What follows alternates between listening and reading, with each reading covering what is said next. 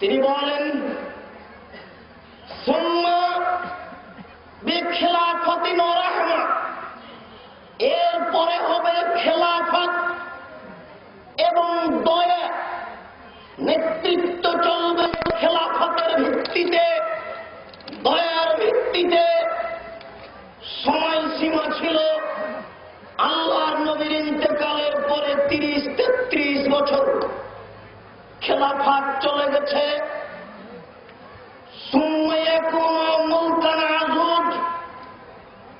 এরপরে নেতা হবে জর্জ আর মুল্লুক্তার। কলাকৌশলে শক্তি দিয়ে নেতৃত্বের কাজ নিবে। আল্লাহর নবী বলেন এরপরে হবে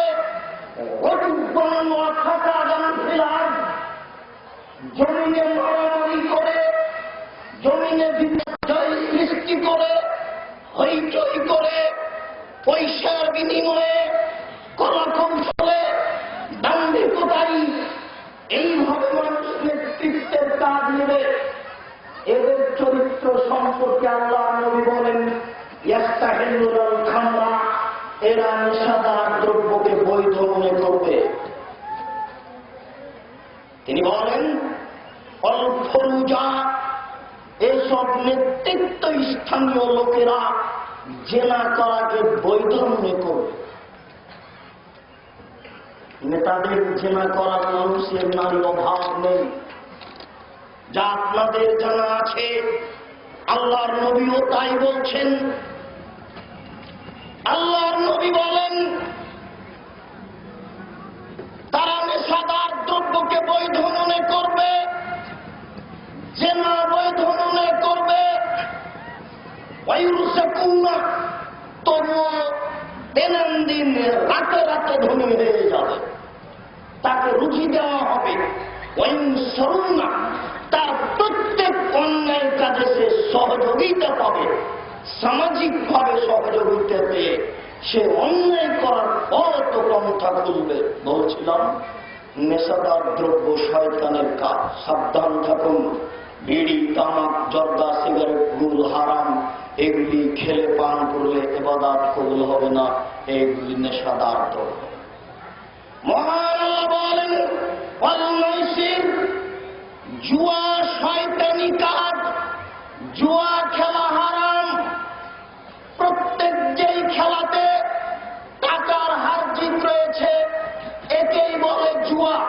মনে রাখুন, খেলা সাধারণত দুই ধরনের।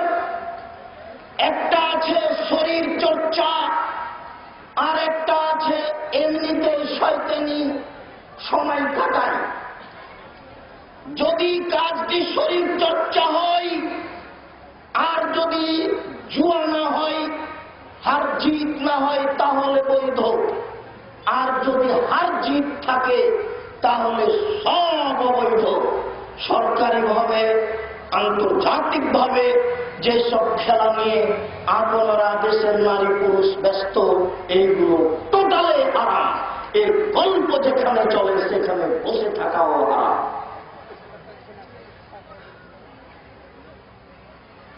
বলছিলাম আল্লাহর নবী বলেন লা ইয়াদখুলুল জান্নাহ, জান্নাতে যাবে না ওই কে মুদমিনুল খামরে, যে সর্বদা নেশাদার দ্রব্য পান করে। জান্নাতে যাবে না ওই যে কন্যার বলে আসো জুয়া খেলি। আশ্চর্য পাপ, ভাবাই যায় না। খেলিনি বললেই অপরাধী হই। আল্লাহর নবী বলছেন তুমি যদি কাউকে বলো আসো জুয়া খেলি, তাহলে আপনি অপরাধী, আপনাকে কাফারা দিতে হবে। আল্লাহর নবী বলছেন নারীরা যদি মগ্ন হয়ে বা এমন কিছু মুখে হাতে লাগিয়ে রাস্তায় চলছে, যেটা পুরুষ বুঝতে পারছে যে এই মহিলাটা ঠোঁটে বা এমন কিছু ব্যবহার করে চলছে যেগুলো দেখতে পাওয়া যাচ্ছে, পুরুষ বুঝতে পারছে।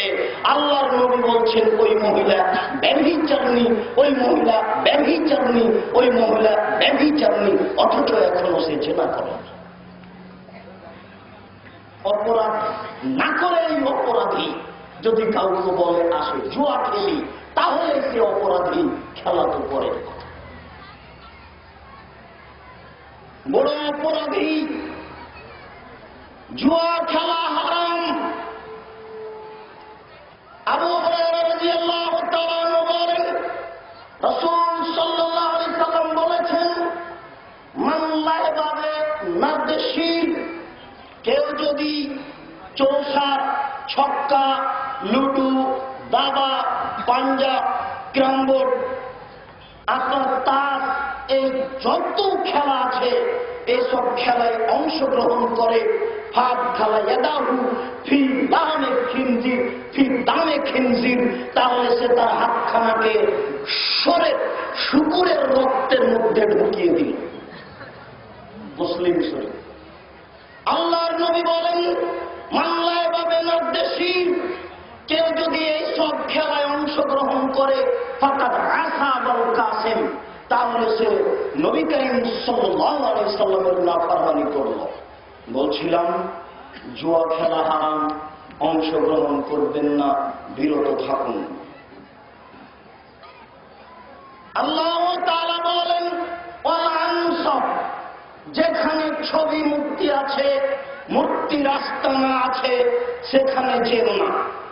রাতের বক্তব্যে শুনেছি ছবি মূর্তির ব্যবস্থাপনা হারাম, শোকেজে মূর্তি সাজিয়ে রাখা হারাম, ছেলে মেয়ের জন্য এই মূর্তি কিনে নিয়ে এসে বাড়িতে সাজিয়ে রাখা হারাম। যেই বাড়িতে মূর্তি থাকে সেই বাড়িতে ফেরেশতা প্রবেশ করেন না, এ কথাই ঠিক। আল্লাহর নবী বলেছেন, লা তাদখুলুল মালায়েকাতু বাইতান ফিহা সূরা, ওই ঘরে ফেরেশতা প্রবেশ করেন না যে ঘরে ছবি মূর্তি থাকে। যেই ঘরে পেপার ফেলে রেখেছেন, পেপারে ছবি আছে। যেই ঘরে বই ফেলে রেখেছেন, বইয়ের উপরে ছবি আছে। যেই ঘরে সোনো পাউডারের কোটে রেখেছেন, কোটের উপরে নারীর ছবি দেওয়া আছে, এই ঘরে প্রবেশ করবে না ফেরেশতা। এটাই চূড়ান্ত সিদ্ধান্ত। আপনি রং দিয়ে ছবি মুছে ফেলুন, পেপার পত্রিকার ঘর পরিবর্তন করুন।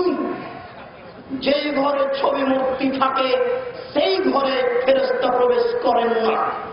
আয়েশা রাদিয়াল্লাহু তাআলা আনহা বলেন, আল্লাহর নবী এক সফর থেকে এসে বাড়িতে ঢুকছিলেন, দরজায় থেমে গেলেন, ভিতরে আসছেন না। রাইতু কারাহাতান ফি ওয়াজহিহি, মুখে আমি দেখতে পাচ্ছি তিনি আমার উপরে রাগ করেছেন। আমি বললাম, আমানতু বিল্লাহি ওয়া রাসূলিহি আতুবু ইলাল্লাহি ওয়া রাসূলিহি, আমি আয়েশা আল্লাহর নিকটে ফিরে যেতে চাই, আমি আল্লাহর নবীর আদেশ মানতে চাই। বুঝলাম না অপরাধ কি করেছি, ভিতরে আসছেন না কেন? ভুল থাকলে বলুন, মুখখান ভারী ভারী লাগছে, ভিতরে আসছেন না। আল্লাহর নবী বলছেন, আয়েশা লেমা ইস্তারাইতে হাদা, এই চাদর তুমি কেন কিনেছ? চাদরটা কিনে রেখেছিলেন সাজিয়ে, যাতে ছবি ছিল, চাদরে ছবি ছিল। আয়েশা তুমি এটা কেন কিনেছ? আপনার জন্য তো কিনেছি, এটা বিছিয়ে দেবো, আপনি বসবেন, আপনার সুবিধায় কিনেছি। আল্লাহর নবী বললেন, আয়েশা শোনো, ইউদাবুনা ইয়াউমাল কিয়ামাল মুসাফিরিন, বিচারের কাঠগড়াতে সবচেয়ে কঠিন ও ভয়াবহ দৃষ্টান্তমূলক শাস্তি দেওয়া হবে যারা ছবি মূর্তি তৈরি করছে তাদের। আয়েশা শোনো, যেই ঘরে ছবি মূর্তি থাকে সেই ঘরে ফেরেশতা প্রবেশ করে না।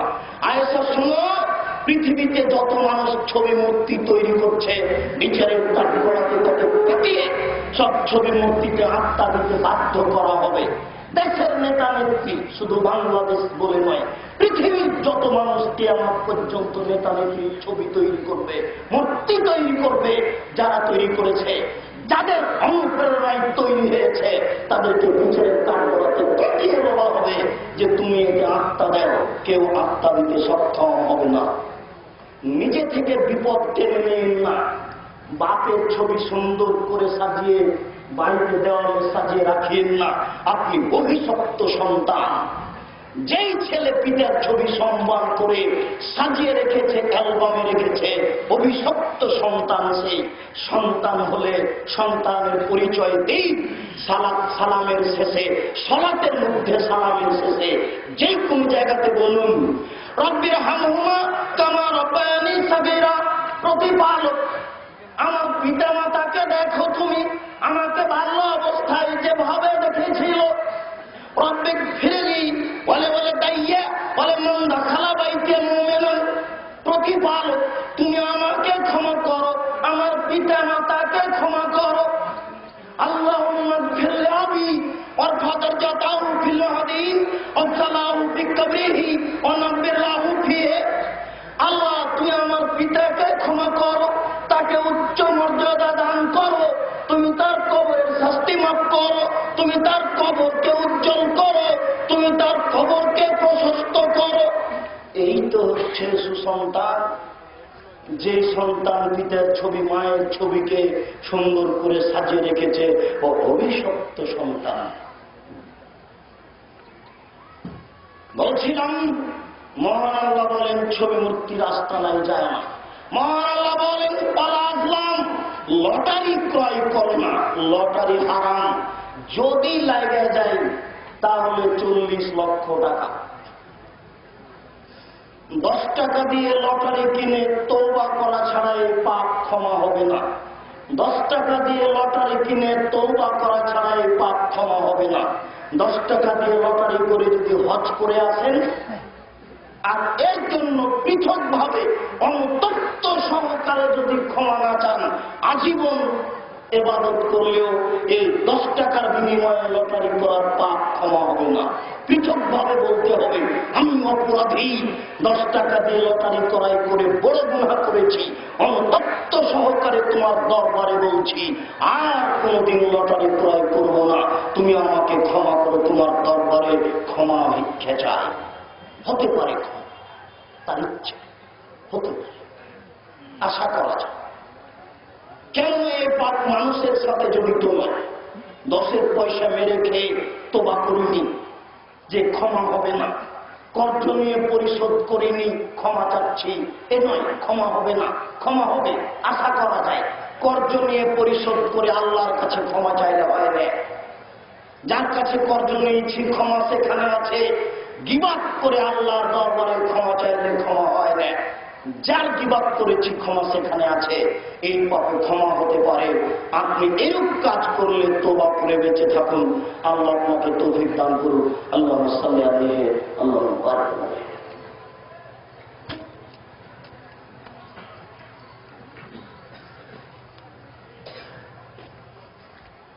আলহামদুলিল্লাহ ওয়াহদা والصلاة والسلام على من لا نبي بعده। আবু যার গিফারী রাদিয়াল্লাহু তাআলা আনহু বলেন, নবী করিম সাল্লাল্লাহু আলাইহি সাল্লাম বলেছেন 3 শ্রেণীর মানুষ রয়েছে যাদের সাথে আল্লাহ কিয়ামতের মাঠে কথা বলবেন না। 3 শ্রেণীর মানুষ আছে যাদেরকে আল্লাহ কিয়ামতের মাঠে পবিত্র করবেন না। 3 শ্রেণীর মানুষ আছে যাদের জন্য রয়েছে কিয়ামতের মাঠে অপমানজনক শাস্তি। তার 1 নম্বর অপরাধী হচ্ছে আল মুসবিল, জেনে শুনে সজ্ঞানে জেনে বুঝে টাকনোর নিচে পায়জামা প্যান্ট লুঙ্গি রাখা।